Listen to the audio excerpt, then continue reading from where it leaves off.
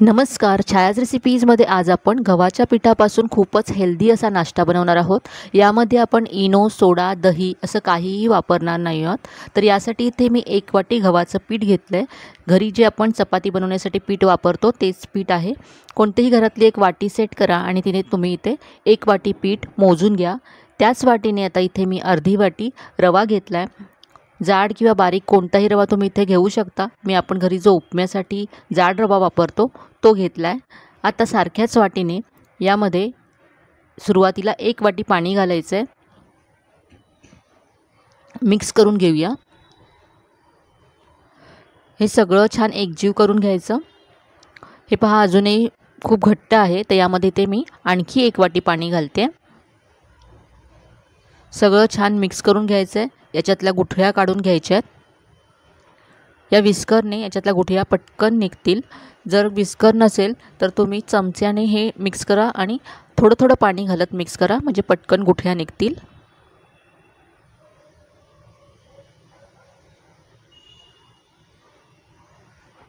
तर इथे पहा हे पीठ तयार आहे. सगळ्या गुठळ्या याच्यातल्या निघाल्यात आणि अगदी स्मूथ असं हे पीठ तयार झालं आहे.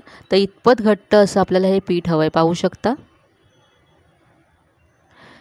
आता यापासून आज आपण आंबोळ्या बनवणार आहोत.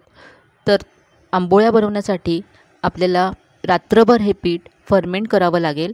तुम्हाला जर सकाळी आंबोळ्या बनवायच्या असतील तर तुम्ही रात्री गव्हाचं पीठ, रवा आणि पाणी मिक्स करून ठेवून द्या झाकून. सकाळी तुम्ही यापासून मस्त जाळीदार आंबोळ्या बनवू शकता. किंवा जर तुमच्याकडे घाई असेल, वेळ नसेल तर तुम्ही यामध्ये अर्धा चमचा बेकिंग सोडा घालून इन्स्टंट आंबोळी बनवू शकता. आज मी हे 3.5 ते 4 तासासाठी फर्मेंट करण्यासाठी ठेवणार आहे.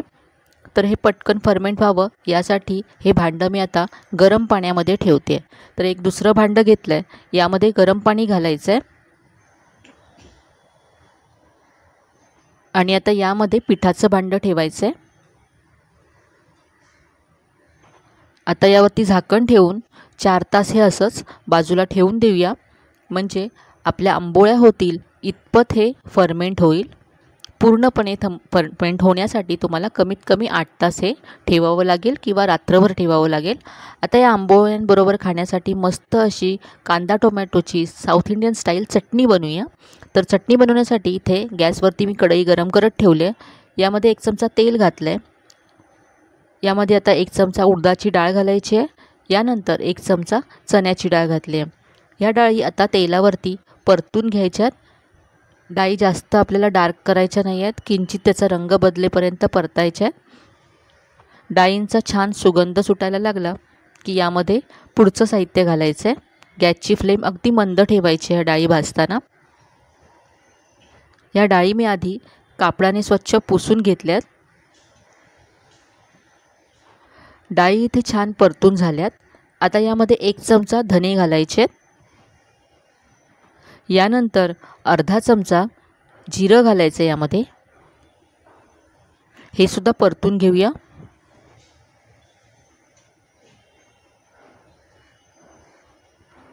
आता यामध्ये कढीपत्त्याची पानं घालायची आहेत. तर इथे 4 ते 5 कढीपत्त्याची पानं घातली. यानंतर इथे मी 3 लाल मिरच्या घेतल्यात. मिरच्यासुद्धा याबरोबर परतून घेऊया. यानंतर यामध्ये 4 पाकळ्या लसूण घालायचं आहे. इथे मी तिखट मिरच्या घेतल्यात. तुमच्याकडे जर बेडगी मिरची असेल ती घातली तरी चालेल, त्याच्यामुळे रंगसुद्धा छान येईल चटणीला. आता यामध्ये कांदा घालायचा आहे. कांदाचा उभा चिरून घेतला आहे मी. 1 मध्यम आकाराचा कांदा घेतला होता. याबरोबरच यामध्ये 1 टोमॅटो घालायचा आहे. कांदा टोमॅटो आता आपल्याला परतून घ्यायचा आहे. कांदा आपल्याला ब्राऊन करायचा नाही आहे, फक्त कांदा आणि टोमॅटो सॉफ्ट होईपर्यंत हे परतायचं आहे. हे परतत असतानाच यामध्ये मी थोडीशी चिंच घालते. चिंचेमुळे चटणी छान चटपटीत होईल. आणि आता हे छान सॉफ्ट होईपर्यंत परतूया. तर इथे पाहू शकता टोमॅटो आणि कांदा छान सॉफ्ट झाले. आता गॅस बंद करून हे मी थंड करून घेते. आता हे थंड करून मिक्सरच्या भांड्यामध्ये काढून घेतलं आहे. यामध्ये चवीप्रमाणे मीठ घालायचं आहे आणि आता पाणी घालून ही चटणी वाटून घ्यायची आहे. तर इथे चटणी वाटून तयार आहे. एका बाउलमध्ये काढून घेऊया आणि चटणीवरती फोडणी घालूया. तर फोडणीसाठी इथे 1 चमचा तेल गरम करून घेतलं आहे.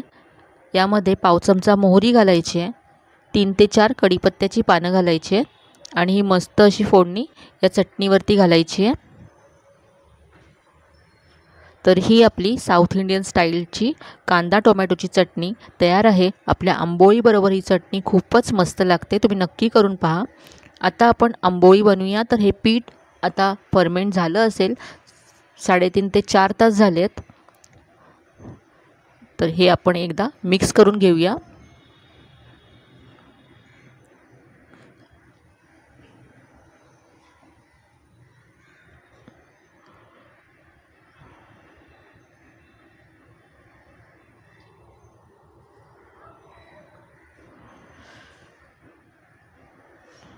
आता यामध्ये मी चवीप्रमाणे मीठ घालते आहे. मीठसुद्धा मिक्स करून घेते एकदा.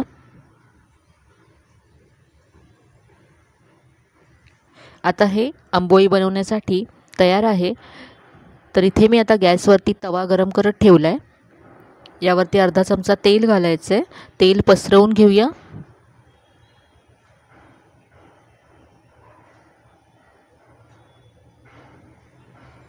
आता सेंटरला 1 चमचा पीठ घालायचं आहे. चमच्याने पसरवायची गरज नाही आहे, आपोआपच ते असं पसरलं जातं आहे. आता आपल्याला गॅसची फ्लेम मीडियम ठेवायची आहे आणि वरची बाजू ड्राय होईपर्यंत वाट पाहायची आहे. 2 ते 3 मिनटामध्ये वरून ही आंबोळी छान ड्राय होते, भाजली जाते. आता पहा, वरची बाजू पूर्ण ड्राय झाली आहे. आता आपण उलटून घेऊया आंबोळी.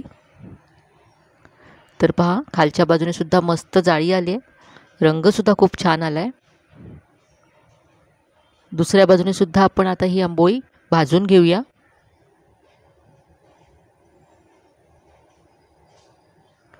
तर अशा प्रकारे 3.5 ते 4 तास हे पीठ फर्मेंट करून आपण आंबोळी बनवू शकतो.